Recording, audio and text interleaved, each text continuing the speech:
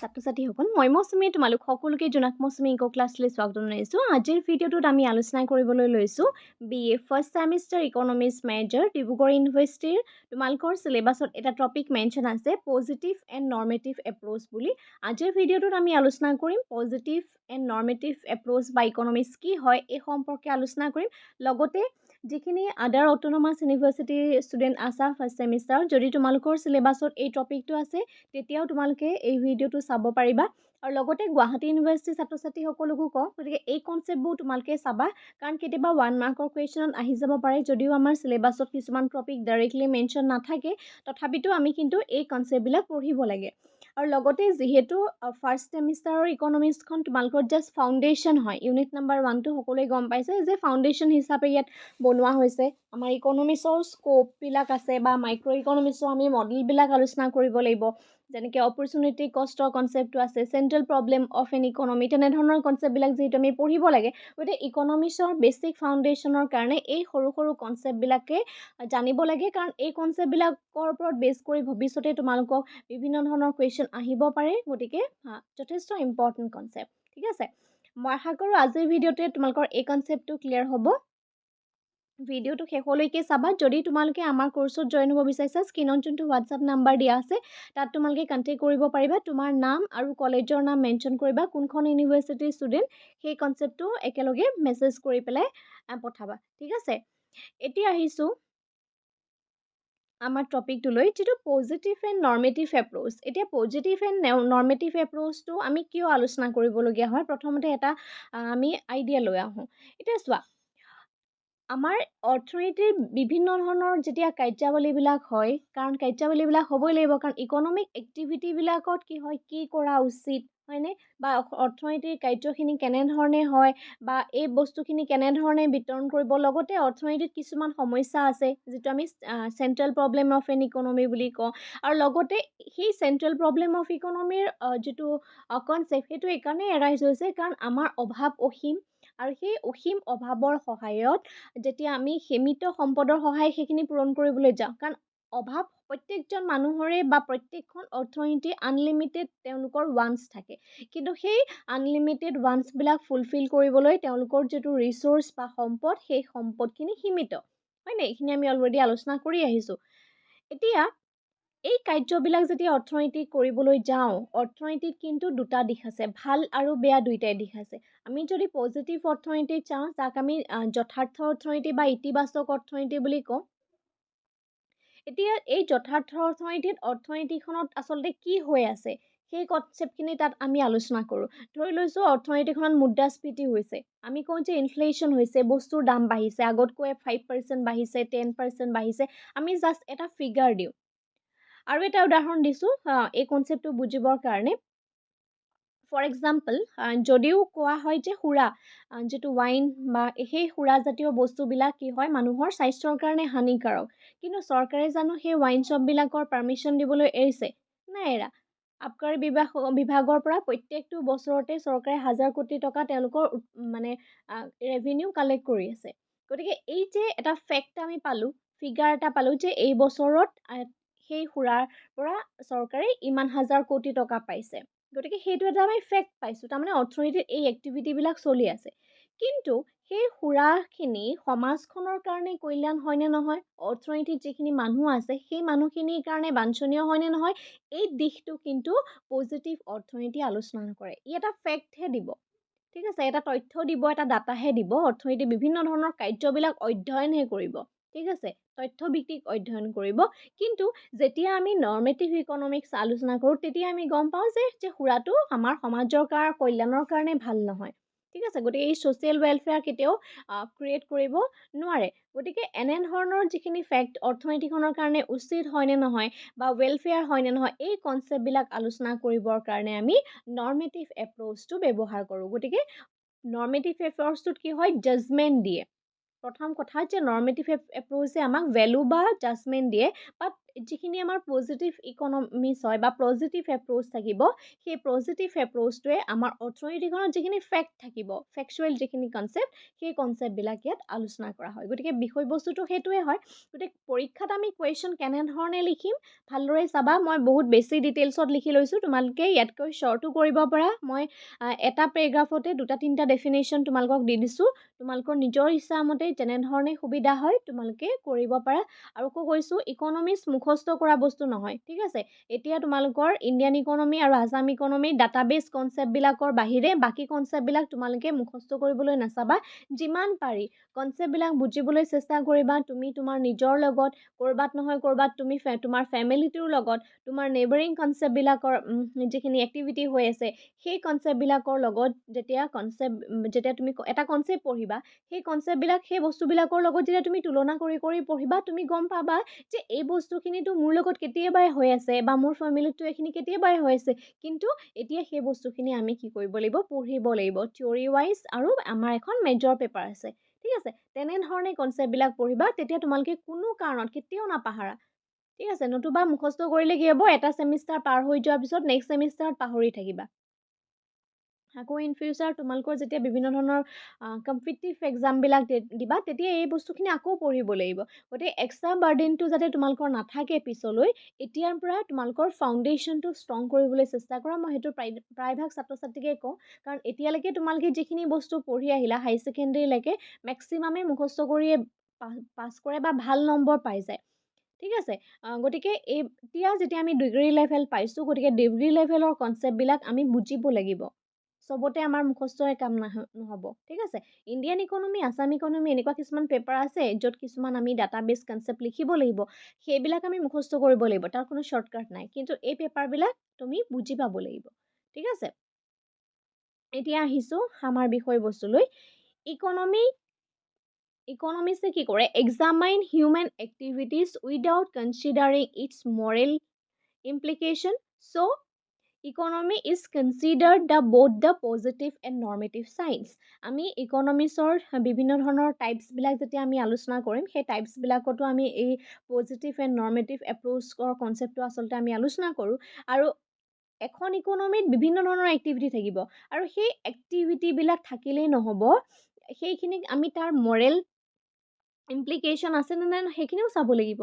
আজি যদি গাঁৱে ভূঞে চবতে যদি একদম হেভি ইণ্ডাষ্ট্ৰী বনাই দিয়ে, আৰু সেই ইণ্ডাষ্ট্ৰীবিলাকৰ পৰা ওলোৱা কল কাৰখানাৰ যিখিনি ধোঁৱা বা তাত যিখিনি আৱৰ্জনা সেই ওচৰে পাঁজৰে জেগাবিলাকত পেলায়, তেতিয়াহ'লে কি হ'ব, সেই ইণ্ডাষ্ট্ৰীটোৰ হয়তো প্ৰডাকশ্যন বাঢ়িব বা সিহঁতৰ খৰচটো কমিব, কিন্তু তাৰ সমান্তৰালকৈ সমাজখনৰ কল্যাণ হ্ৰাস পাব, মানুহৰ স্বাস্থ্যৰ হানি হ'ব, হয়নে নহয়। গতিকে ইকনমিৰ এক্টিভিটিবিলাক কৰিবলৈ যাওঁতে আমি তাৰ মৰেল ইমপ্লিকেশ্যনখিনি চাব লাগিব। এইটো জাষ্ট মই এটা উদাহৰণে দিছোঁ, প্ৰত্যেকটো কাৰ্যতে হয়। তেতিয়া আমি প্ৰত্যেকটো কামৰে ভাল আৰু বেয়া দুটা দিশ আছে, হয়নে। গতিকে অৰ্থনীতিত যেই মন যায় সেই কাম কৰিব নোৱাৰে। কামখিনি কৰিবলৈ হ'লে সেই কামখিনিয়ে সমাজখনৰ কাৰণে কল্যাণ হ'বনে নহয় সেইটো কৰিব লাগিব, ঠিক আছে। এতিয়া পজিটিভ এপ্ৰ'চটো আমি আলোচনা কৰোঁ আহা প্ৰথমতে, আৰু লগতে আজিৰ ভিডিঅ'টোত আমি ইয়াৰ যিটো ডিফাৰেঞ্চ হয়, পৰীক্ষাত ডিফাৰেঞ্চো আহে, আমি ডিফাৰেঞ্চটো আলোচনা কৰিম। পজিটিভ এপ্ৰ'চে কি কৈছে, the economic phenomenon is explain by the positive economics what is, what was and what will be. এখন অৰ্থনীতিত কি হৈ আছে, অৰ্থনীতিৰ ভিতৰচোৱাত আচলতে কি হৈছে, কি আছিলে বা কি হ'ব, এই কথাখিনিহে আলোচনা কৰিব। বুজি পালানে। অৰ্থনীতিৰ ভিতৰত যিখিনি কাৰ্যাৱলী হৈ আছে সেই কাৰ্যাৱলীবিলাক আলোচনা কৰিব, তাৰ বিশ্লেষণাত্মক যিখিনি অবজেক্টিভ ৱাইজ আলোচনা কৰিব, কিন্তু তাক জাজমেণ্ট প্ৰদান নকৰে, ঠিক আছে। So' positive economics deals with the effect of a change in parameter of an economy on the various entities in the economy. এখন অৰ্থনীতিৰ বিভিন্ন ধৰণৰ শাখা প্ৰশাখা আছে, সেই বিভিন্ন ধৰণৰ সেই ছেক্টৰবিলাকত কেনেধৰণৰ তাত কাম কাজবিলাক হৈ আছে বা তাৰ ইফেক্টখিনি আলোচনা কৰিব, ঠিক আছে। So' it deals with the causes and consequence. For example, why do people demand less of a commodity when its price rises? এতিয়া আমি জানো যে এটা কমোডিটিৰ, তোমালোকৰ ডিমাণ্ডৰ কনচেপ্ট আমি পঢ়োৱাগে নাই, তেতিয়া গম পাবা যে এটা কমোডিটিৰ যেতিয়া প্ৰাইচটো কি হৈ থাকে, বৃদ্ধি হৈ থাকে, প্ৰাইচ ৰাইজ হৈ থাকে, তেতিয়া ডিমাণ্ড ফল হয়। গতিকে এই কনচেপ্টটোৰ কাৰণে তুমি মুখস্থ কৰিবলৈ বা বহুত দূৰলৈ যাব নালাগে। অলৰেডি ডিমাণ্ডৰ কনচেপ্টটো ইয়াৰ আগৰ ক্লাছত আমি আলোচনা কৰিছিলোঁ। তাত আমি গম পাওঁ যে এটা বস্তুৰ যেতিয়া দাম বৃদ্ধি হৈ থাকে, দাম বৃদ্ধি হৈ থাকিলে আমি সেই বস্তুটো কমকৈ ডিমাণ্ড কৰিব পাৰোঁ। ডিমাণ্ড কি হয়, ইয়াৰ আগত ক্লাছত আমি আলোচনা কৰিছোঁ যে কোনো এটা পাৰ্টিকুলাৰ বস্তু এটা নিৰ্দিষ্ট সময়ৰ ভিতৰত যেতিয়া আমি ক্ৰয় কৰিবলৈ ইচ্ছা কৰোঁ, লগতে সেই বস্তুটো ক্ৰয় কৰাৰো যেতিয়া আমাৰ ক্ষমতা থাকে, ডেট মিনছ আমাৰ তাত যেতিয়া মানি থাকিব, তেতিয়াই তাৰ ডিমাণ্ড সৃষ্টি হ'ব। এতিয়া ডিমাণ্ডটো কম হয় বুলি কৈছে কোনটো চিটুৱেশ্যনত, when price is rise.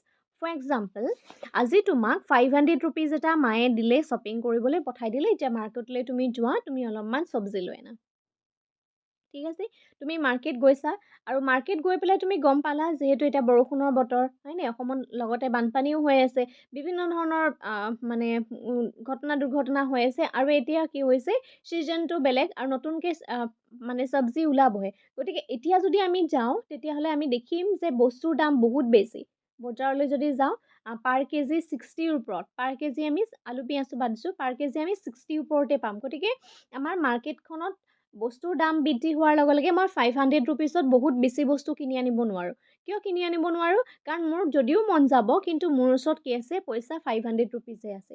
কিন্তু সেই একেটা কামকে তুমি যদি জানুৱাৰী ফেব্ৰুৱাৰীলৈ আমি কৰোঁ, একেখিনি পাচলি যদি জানুৱাৰী ফেব্ৰুৱাৰীত যদি আমি কৰোঁ, তেতিয়া পাচলিৰ দাম সস্তা হৈ যায়, হয়নে, আমাৰ ছিজন আহিব, সেইখিনি সময়ত পাচলিৰ দাম সস্তা হ'ব আৰু সেই 500ত আমি বহুত বস্তু আনিব পাৰিম, হয়নে?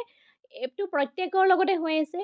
আকৌ ধৰি লৈছোঁ তোমাৰ ওচৰত 500 rupeesহে আছে, গতিকে তুমি কিবা এটা খাব বিচাৰিছা, গতিকে খাবলৈ তুমি গ'লা 500 rupees লৈ পেলাই, কিন্তু তুমি চাবা যে 500ত তুমি কি পাবা, যদি কিবা এখন ধৰা হোটেল বা ৰেষ্টুৰেণ্ট আছে, সেই হোটেল বা ৰেষ্টুৰেণ্টখনৰ প্ৰাইচটো বহুত বেছি। এতিয়া প্ৰাইচ বেছি হোৱাৰ লগে লগে নৰ্মেল কলেজৰ ষ্টুডেণ্টবিলাকে তাত খাবনে? নাখায়। তাৰমানে সেই হোটেলখনত কলেজ ষ্টুডেণ্টৰ ডিমাণ্ডটো কম। মেক্সিমামৰ ক্ষেত্ৰতে হয়, সেইটো তোমালোকে হয়তো আৰু বেছি ভালদৰে বুজি পাবা যেতিয়া কলেজলৈ গৈছা, নতুনকৈ গম পাবা। যেতিয়া আমাৰ তোমালোকৰ কলেজ এৰিয়াতে যিখিনি ষ্টল থাকে সেইবিলাকতে আমি খাওঁ, বা ষ্টুডেণ্টে বেছিভাগ তাতে খায়, ক'ৰবাত চাট খায়, ক'ৰবাত কিবা ফাষ্টফুড খায়।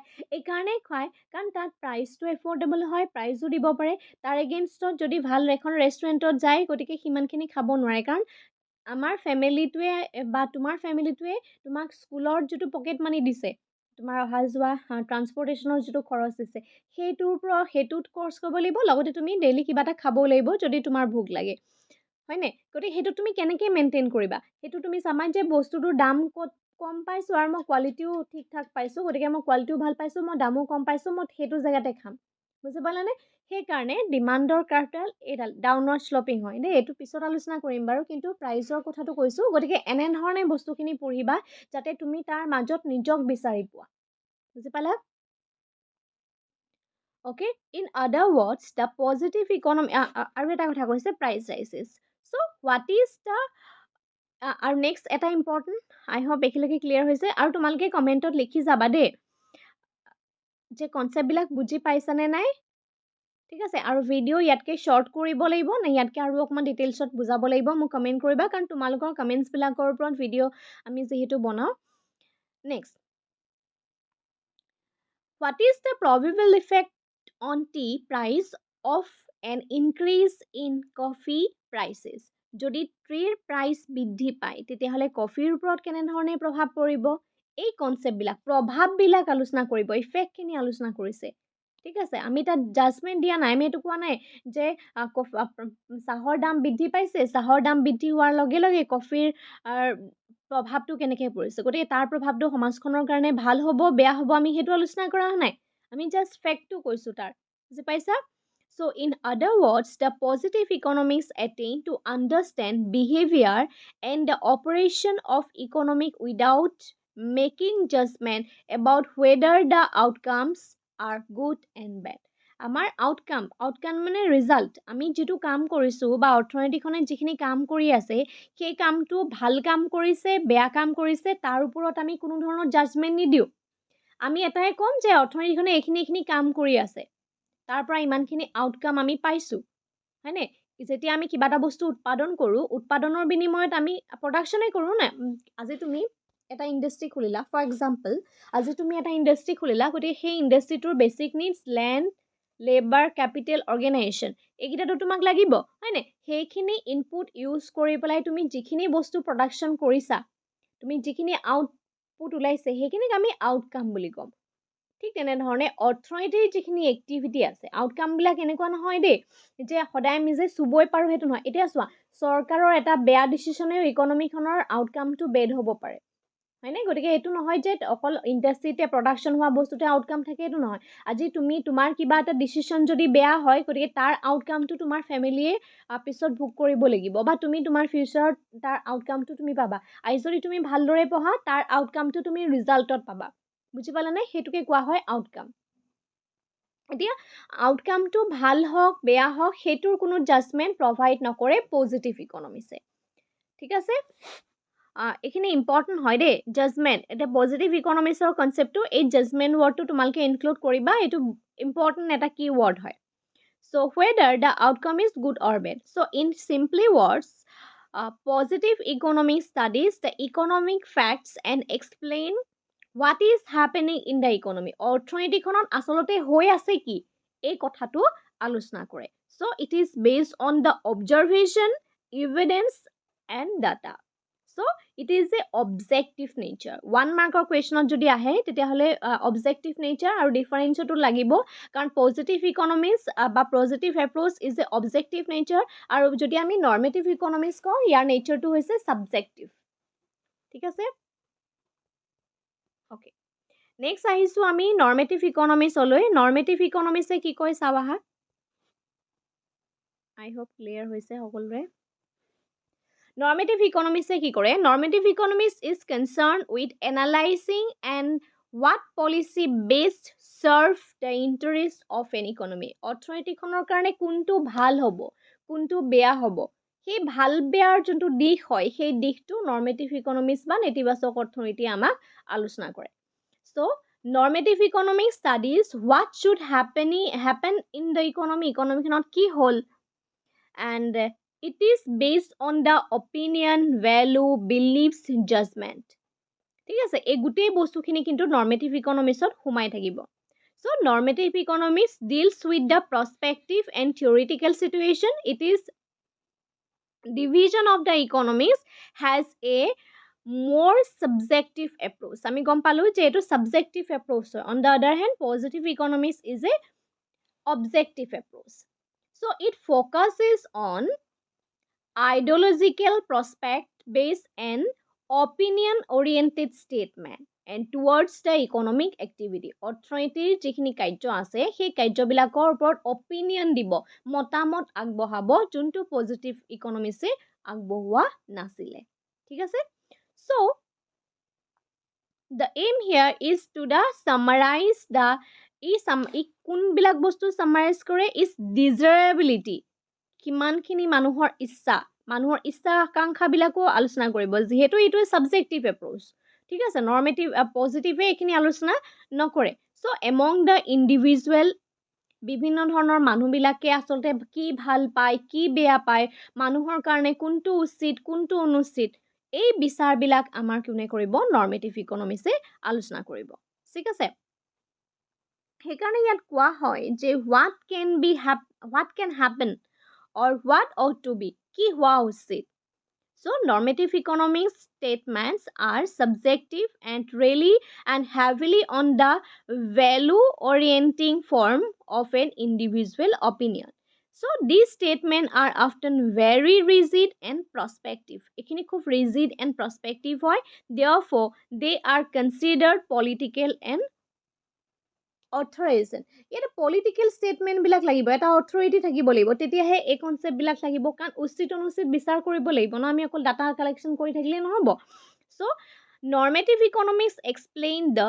Government should make available fundamental health care to every citizen for example যে গভৰ্ণমেণ্টে প্ৰত্যেকজন চিটিজেনৰ কাৰণে হেল্থ কেয়াৰ ফেচিলিটি দিছে গতিকে সেইটো উচিত হয়নে নহয় গতিকে উচিত অবিয়াছলি উচিত ছ'চিয়েল ৱেলফেয়াৰৰ কাৰণে লাগিব এইখিনি হয়নে নহয় গতিকে এই কনচেপ্টবিলাক আমাক নৰ্মেটিভ ইকনমিক্সে প্ৰভাইড কৰে মষ্ট ইম্পৰ্টেণ্ট কথা এইখিনি আহে অ'কে আই হোপ দেখা পাইছা সকলোৱে normative economics make It is a distinguish between the good and bad. ই ভাল আৰু বেয়াৰ মাজত পাৰ্থক্যটো বিচাৰ কৰিব পাৰে. That means উচিত অনুচিত বিচাৰ কৰিব পাৰে. So it is prescribed what should be done to promote the human welfare. সেইকাৰণে সি কি প্ৰেছক্ৰাইব কৰে যে অৰ্থনীতিখনৰ কাৰণে কোনটো ভাল হ'ব বা সমাজ কল্যাণৰ কাৰণে কোনটো ভাল হ'ব সেইটো সি পৰামৰ্শ আগবঢ়ায় বা প্ৰেছক্ৰাইব কৰে বুলি আমি কওঁ. So a positive statement is based on effect. ইয়াৰ ফেক্টবিলাকত আমি এটা পজিটিভ ষ্টেটমেণ্ট পাওঁ. So normative economics involve the ethical value. আমি এটা তাক ethical value এটা ইয়াত আমি লাভ কৰিব পাৰোঁ য'ত আমাৰ নৈতিকতা থাকিব. এতিয়া আহিছোঁ ডিফাৰেঞ্চলৈ. পৰীক্ষাত কেতিয়াবা ডিফাৰেঞ্চো আহে, প্ৰায়ে অহা দেখা যায়, গতিকে ডিফাৰেঞ্চটো স্কিপ নকৰিবা. আৰু ছেইম কনচেপ্ট অসমীয়া মাধ্যমত আমাৰ ছাবস্ক্ৰিপশ্যন কৰ্চত প্ৰভাইড কৰা হ'ব. এতিয়া মিনিংটো চাওঁ. অলৰেডি যিখিনি কথা আমি আলোচনা কৰিলোঁ সেইখিনিয়ে ডিফাৰেঞ্চত.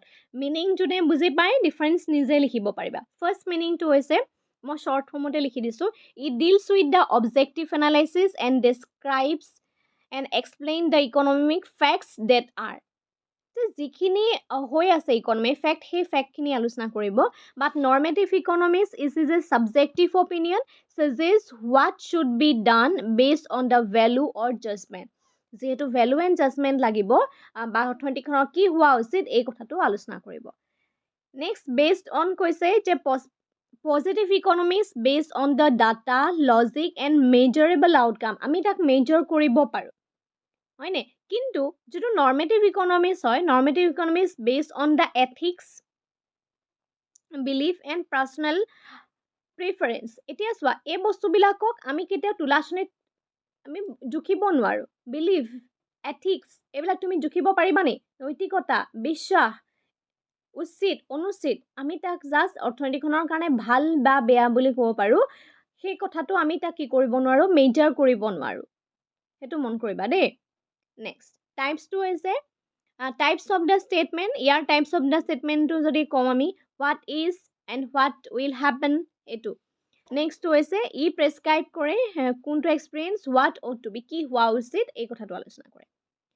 কেন বি টেষ্টেড অৰ প্ৰুভেন. আমি প্ৰুভ কৰিব পাৰোঁ বা কেনেকৈ পাৰোঁ? Yes, the statement can be tested and verified using the real world data. আমি যেতিয়া ডাটা দিওঁ, ঠিক আছে, বা এইটো ইণ্ডাষ্ট্ৰিৰ পৰা ইমানখিনি প্ৰডাকশ্যন হৈছে বা প্ৰকৃততে ইনফ্লেশ্যন ইমান বাঢ়িছে, GDP ইমান বাঢ়িছে, পাৰ কেপিটা ইনকাম বাঢ়িছে বা কমিছে, তাত আমি একচুৱেল ডাটাখিনি দি পেলাই তাৰ সত্যতাৰ প্ৰমাণ কৰিব পাৰোঁ, কিন্তু টেষ্ট কৰি দেখাব পাৰোঁ. কিন্তু যেতিয়া আমি নৰ্মেটিভ ইকনমিক্সৰ কথা কওঁ, ন, statement can not be proven true or false with the data. আমি ডাটাৰ থ্ৰুৱেদি নোৱাৰোঁ. এতিয়া ধৰা আমাৰ GDP, আমাৰ ভাৰতৰ অৰ্থনীতিৰ কথা কওঁ, আমাৰ ৱৰ্ল্ডৰ এতিয়া বৰ্তমান আমি আগতে 4th পজিশ্যন পাইছিলোঁগৈ, কিন্তু বৰ্তমান আমাৰ আকৌ 6th পজিশ্যন পাই গ'লোগৈ. এতিয়া পজিশ্যনটো চেঞ্জ হ'ল, বা ঠিকে আছে, 6th পজিশ্যনটো বেয়া নহয়, কিন্তু 6th পজিশ্যনেই হওক বা আজি 10th পজিশ্যনেই হওক, 20 পজিশ্যনেই হওক, সেইটো মেটাৰ নকৰে. আমি হিউমেন ডেভেলপমেণ্ট ইণ্ডেক্সত 130 ৰেংকত আছোঁ, সেইটো আটাইতকৈ মেটাৰ কৰে. কিয় মেটাৰ কৰে? কাৰণ আমি বিশ্বৰ ইমান এখন শক্তিশালী দেশ হৈ আছোঁ অৰ্থনীতিৰ ক্ষেত্ৰত, কিন্তু আমাৰ ভাৰতৰ অৰ্থনীতিৰ আয়ৰ অসমতা ইমানেই বেছি, ধনী মানুহখিনি ধনী হৈ গৈ আছে, দুখীয়া মানুহখিনি দুখীয়া হৈ আছে. গতিকে ভাৰতৰ নিচিনা যিখন অৰ্থনীতি, সেই ভাৰতৰ অৰ্থনীতিৰ সমাজৰ কল্যাণ হৈছে বুলি, প্ৰত্যেকজন মানুহৰ সমাজ কল্যাণ এনেধৰণৰ অৰ্থনীতি হোৱাটো পচিবল নহয়. আৰু সেইকাৰণে আচলতে হিউমেন ডেভেলপমেণ্ট ইণ্ডেক্সত এতিয়া আমি 130 ৰেংকত আছোঁ. বুজি পালানে? আমি বিশ্বৰ দৰকাৰ হ'লে আমি যি পজিশ্যনতেই নাথাকোঁ, 4ত থাকোঁ, 6ত থাকোঁ, 5ত থাকোঁ, 10ত থাকোঁ, সেইটো মেটাৰ নকৰে. আমি হিউমেন ডেভেলপমেণ্ট ইণ্ডেক্সত ইমান বেছি পিছ পৰি আছোঁ, তাৰমানে আমাৰ সমাজ কল্যাণ ক'ৰবাত নহয় ক'ৰবাত ৰৈ গৈছে, হয়নে নহয়? তাৰমানে এক শ্ৰেণীৰ মানুহ ধনী হৈ গৈছে, দুখীয়াখিনি দুখীয়াই হৈ আছে. গতিকে অভাৰঅল যিটো আমাৰ ইকনমিক ডেভেলপমেণ্ট হ'ব লাগে, সেই ডেভেলপমেণ্ট হোৱা নাই, যাৰ ফলস্বৰূপে আমাৰ আনইকুৱেল ডিষ্ট্ৰিবিউশ্যন অফ ৰিচোৰ্চ হৈছে, মানে সম্পদৰ বিতৰণৰ অসমতা হৈছে, ৰিজনেল ইমবেলেঞ্চ হৈছে. ৰিজনেল ইমবেলেঞ্চ মিন ভাৰতবৰ্ষৰে এনেকুৱা কিছুমান পাৰ্টিকুলাৰ প্লেচ আছে বা জেগা আছে, যিখিনি জেগা বহুত বেছি আগবঢ়া, বহুত ধনী হয়, আৰু এনেকুৱা কিছুমান জেগা আছে, কোনো এখন জেগাত হয়তো খাবলৈও পানী নাই, হয়নে? ভাল থাকিবলৈ ঘৰ এটাও নাই. মানুহে তোমাৰ হাংগাৰ ইণ্ডেক্সতো আমাৰ একদম পুৱেৰেষ্ট পাৰফৰ্মেঞ্চ. গতিকে এইখিনি এইকাৰণে হৈছে কাৰণ আমাৰ ইকুৱেল যিটো আমাৰ ৰিজনেল বেলেঞ্চ হয় বা ইকুৱেল ডিষ্ট্ৰিবিউশ্যন অফ ৰিচোৰ্চ আমাৰ নাই আৰু সেইকাৰণে আচলতে আমি তাক ভেলু জাজমেণ্টটো দিব আৰু এই টেষ্টটোত আমি প্ৰমাণ কৰি দেখাব নোৱাৰোঁ বুজি পালানে কাৰণ ডাটা থাকিলে নহ'ব ন একচুৱেলি তাৰ গ্ৰাউণ্ডত কিমান হৈছে সেইটোতো আমি প্ৰুভ কৰিব নোৱাৰোঁ আমি যদি কওঁ আমাৰ GDP আমি ফৰ এক্সাম্পল দেই মই এইটো বুজাবৰ কাৰণেহে গোটেইখিনি কৈ আছোঁ কাৰণ বস্তুখিনি বুজি পাব লাগিব ন তোমালোকে এতিয়া ধৰি লৈছোঁ আজি যেনিবা আমি ৱৰ্ল্ডৰ একদম টপ ৰেংকতে আছোঁ GDPৰ ক্ষেত্ৰত কিন্তু আমি ধৰি লৈছোঁ এতিয়া 130 ৰেংকতহে আছোঁ তাৰমানে আমি বিশ্বৰ ভিতৰত আটাইতকৈ শক্তিশালী দেশ হ'ল পিছে কি হ'ল ভাৰতবৰ্ষ বিশ্বৰ আটাইতকৈ ধনী দেশ হ'ল বুলিলে কি হ'ল কিন্তু ভাৰতৰতো দৰিদ্ৰতাটো হ্ৰাস হোৱা নাই হয়নে নহয় আজি সামান্য আমাৰ যিটো মানে সামান্য বুলি নকওঁ চৰি আজি আমাৰ এতিয়া শিৱসাগৰত যোনটো বান পৰিস্থিতি বৰ্তমান সময়ত হৈ আছে গতিকে আমি দেখিছোঁ চৰকাৰৰ এক্টিভিটি আজি যদি আমাৰ অসমৰ এই জনসাধাৰণ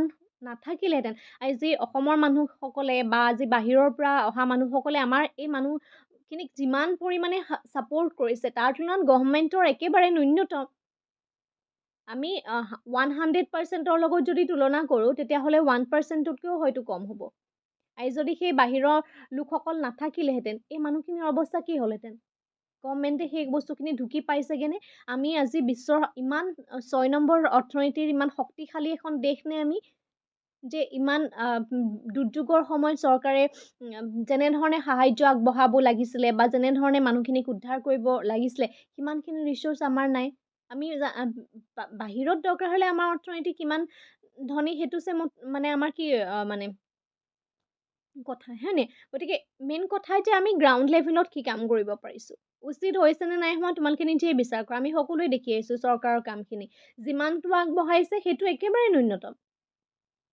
কেইবাদিনৰ পিছতো ভাল মেডিকেল ফেচিলিটি এতিয়াও নাই মেডিকেল টিমেই নাই হয়নে তেওঁলোকৰ প্ৰপাৰ থকাৰ ব্যৱস্থা খোৱাৰ ব্যৱস্থা চিকিৎসাৰ ব্যৱস্থা এতিয়াও নাই কিন্তু আমি ৱৰ্ল্ডৰ 6 পজিশ্যনত আছোঁ গতিকে এইটো বহুত চিন্তনীয় বিষয় আমাৰ ভাৰতবৰ্ষৰ অৰ্থনীতিৰ বহুত বেছি চিন্তনীয় বিষয় বুজি পালা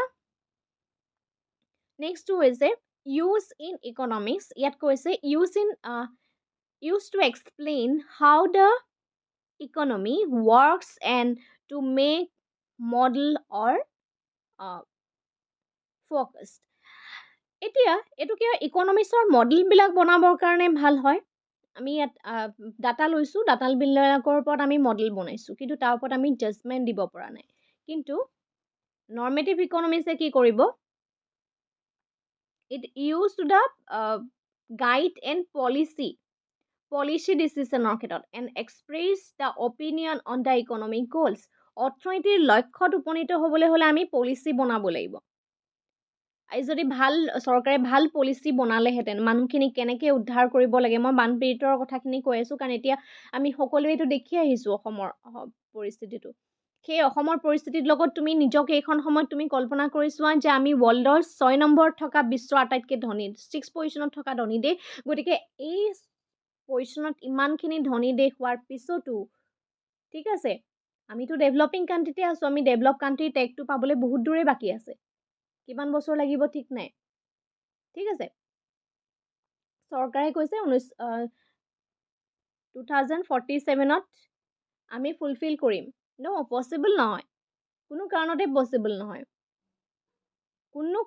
পচিবল নহয় কাৰণ যেতিয়ালৈকে এখন অৰ্থনীতিৰ ৰিজনেল ইমবেলেঞ্চটো দূৰ নহয় আনইকুৱেল অফ ডিষ্ট্ৰিবিউশ্যন অফ ৰিচোৰ্চটো নহয় মানে আয়ৰ সম্পদৰ সমবিতৰণ হ'ব লাগিব ন এতিয়া অসমবিতৰণ হৈ আছে আনইকুৱেল হৈছে ৰিচোৰ্চবিলাকৰ কিছুমান মানুহৰ ওচৰত বেছি আছে কিছুমানৰ ওচৰত কম পৰিমাণে আছে যেতিয়ালৈকে সেই গেপটো ভাঙি নাযায় যেতিয়ালৈকে দৰিদ্ৰতা হ্ৰাস নহয় তেতিয়ালৈকে এই কামখিনি আমাৰ কেতিয়াও আগবাঢ়িব নোৱাৰে নেক্সট হৈছে কোনে ইউজ কৰিব ইকনমিষ্টবিলাকে ৰিচাৰ্চবিলাকে এনালাইষ্টসকলে আমাৰ পজিটিভ ইকনমিক্সটো আলোচনা কৰিব নৰ্মেটিভ ইকনমিক্সটো আলোচনা কৰিব যিখিনিয়ে পলিচি মেকাৰ যোনে পলিচি বনায় ঠিক আছে তাৰপিছতে অপিনিয়ন ৰাইটাৰ্ছবিলাকে আৰু ছ'চিয়েল ৰিফৰ্মাৰ্ছসকলে নৰ্মেটিভ ইকনমি কাৰণ ছ'চিয়েল ৰিফৰ্মাৰ্ছবিলাকে অৰ্থনীতিখনৰ ৰিফৰ্ম লাগিব আমাৰ কেনেকুৱা পলিচি আমি লোৱা উচিত আমি এনেকুৱা অৰ্থনীতিত যেতিয়া দুৰ্যোগ হয় বা অৰ্থনীতিত বিভিন্ন ধৰণৰ বিপদৰ সন্মুখীন হয় সেইখিনি সময়ত কেনেকুৱা পলিচি লাগিব সেইটোহে প্ৰয়োজন তোমাৰ এইটো প্ৰয়োজন নহয় যে আমাৰ অসমত কিমান পইচা আছে, আজি ভাৰতত কিমান পইচা আছে, আমি বিশ্বত কিমানখিনি কাম কৰিছোঁ, হয়নে? আমি আমাৰ যিটো স্পেচত কিমান কাম কৰিছোঁ, আমি মহাকাশত উপগ্ৰহ কিমান প্ৰেৰণ কৰিছোঁ, তালৈ ৰকেট কিমান প্ৰেৰণ কৰিছোঁ, সেইটোতকৈ বেছি সেইটোতো লাগিব। আমি ইণ্টাৰনেশ্যনেল এখন ইকনমিক্সত আছোঁ, আমি আন্তঃৰাষ্ট্ৰীয় পৰ্যায়ত আছোঁ, আমি ভাৰতবৰ্ষই বৰ্তমান এটা ভাল পজিশ্যন পাইছেগৈ। গতিকে সেই মহাকাশত ৰকেট প্ৰেৰণ কৰা সেই কথাটোত আমি কিমান পাৰিছোঁ, আৰু তাৰ লগতে আমাৰ ওচৰৰ সেই প্ৰাণাক্ৰান্তসকলক আমি কিমান উদ্ধাৰ কৰিব পাৰিছোঁ। বুজি পালা? আমাৰ ওচৰত সম্পদ আছে, এইটো নহয় যে ভাৰতৰ সম্পদ নাই, আছে, কিন্তু সেইখিনিৰ সদব্যৱহাৰ হৈছে নাই। যদি হোৱা নাই, কিয় হোৱা নাই? তাৰমানে ক'ৰবাত নহয় ক'ৰবাত পলিচি ভুল হৈ আছে, পলিচি মেকাৰসকলে সেইটো ডিচিশ্যন লোৱা নাই, হয়নে নহয়? গতিকে এইখিনি কিছুমান অৰ্থনৈতিক কথা। গতিকে এই বস্তুবিলাক আমি জানিব লাগিব, কাৰণ এইবিলাক হৈছে তোমালোকৰ বেছিক ফাউণ্ডেশ্যন। এই ফাউণ্ডেশ্যনখিনি তোমালোকে আগলৈ লৈ যাব লাগিব। ইন ফিউচাৰ যদি তোমালোকে APSC পৰীক্ষা দিয়া, তেতিয়া তোমালোকৰ ওপৰত তেনেকুৱা কিছুমান কনচেপ্ট আহে, ইকনমিক্সতো কুৱেশ্যন আহিবই। গতিকে এই কনচেপ্টবিলাক তোমালোকে লগত ৰাখিব লাগিব। লগতে UGC নেটৰ পৰীক্ষা দিলেও ইয়াৰ ভিতৰত কিছুমান ডিটেইলছৰ ষ্টেটমেণ্ট ৱাইজ যেতিয়া তোমালোকক কুৱেশ্যন সুধিব, সেই ষ্টেটমেণ্ট ৱাইজ কুৱেশ্যনবিলাক যাতে তোমালোকে পঢ়িলেই বুজি পোৱা, তাৰ কাৰণে তোমালোকৰ কনচেপ্টবিলাক ক্লিয়াৰ লাগিব। ঠিক আছে? আৰু বাকী মই ভিডিঅ'বিলাকত যিখিনি উদাহৰণ দিছোঁ, সেই উদাহৰণখিনি কাকো মই মানে তোমাৰ এনেকুৱা কোৱা নাই যে হেয় প্ৰতিপন্ন কৰি পেলাই কোৱা নাই, কিন্তু যাতে আমি নিজক বস্তুখিনি বুজি পাওঁ। প্ৰথম কথা নিজৰ লগত ৰিলেটেড, আৰু আমাৰ ওচৰ চুবুৰীয়া যদি কিবা কিবি ইনচিডেণ্ট হৈ আছে, সেই ইনচিডেণ্টছবিলাকৰ লগত যেতিয়া তোমালোকে ইকনমিক্সটো ভালদৰে পঢ়িবা নহয়, তেতিয়া তোমালোকৰ চিন্তা কৰা শক্তিটো বাঢ়িব। আৰু যিমানেই চিন্তা কৰা শক্তি বাঢ়িব, ছাবজেক্টটোৰ প্ৰতি তোমাৰ ইণ্টাৰেষ্ট আৰু বাঢ়ি যাব, তেতিয়া পঢ়িবলৈ মন যাব, মুখস্থ কৰিবলৈ মন নাযায়। ঠিক আছে? এইখিনিয়ে আছিলে আজিৰ ক্লাছটো। বুজি পালানে? মোক এটা কমেণ্ট কৰি জনাবা। আৰু যদি আমাৰ কৰ্চত জইন হ'ব বিচাৰিছা, আমাৰ স্ক্ৰীনত যোনটো হোৱাটছআপ নাম্বাৰ দিয়া আছে, তাত তোমালোকে আমাৰ লগত কণ্টেক্ট কৰিব পাৰিবা। আৰু যিখিনি কৰ্চ পঢ়োৱা হয়, প্ৰিভিয়াছ ইয়েৰ তোমালোকে চাব পাৰা। যিমানখিনি পঢ়োৱা হয় আচলতে 100% কুৱেশ্যনেই আহে, কাৰণ মই প্ৰত্যেকটো টপিক আলোচনা কৰোঁ, টপিকটোৰ ওপৰত কেনেধৰণৰ কুৱেশ্যন আহিব পাৰে, আৰু অতিৰিক্তকৈও আচলতে পঢ়োৱা হয়, কাৰণ অতিৰিক্তখিনি এইকাৰণেই পঢ়োৱা হয় যাতে ষ্টুডেণ্টে কেতিয়াও ক'ব নোৱাৰে যে আউট অফ চিলেবাছ কুৱেশ্যন আহিছে। গতিকে ফাৰ্ষ্ট ছেমিষ্টাৰৰ তোমালোকৰ ষ্টেণ্ডাৰ্ড ৱাইজ ইকনমিক্সৰ এই ফাউণ্ডেশ্যন ৱাইজ যিখিনি বস্তু আমি পঢ়িব লাগে, সেই বস্তুখিনি আমি যিমান পাৰি ডিটেইলছত আমি আলোচনা কৰিম। ঠিক আছে? আজিলৈ ভিডিঅ'টো ইমানেই। ধন্যবাদ।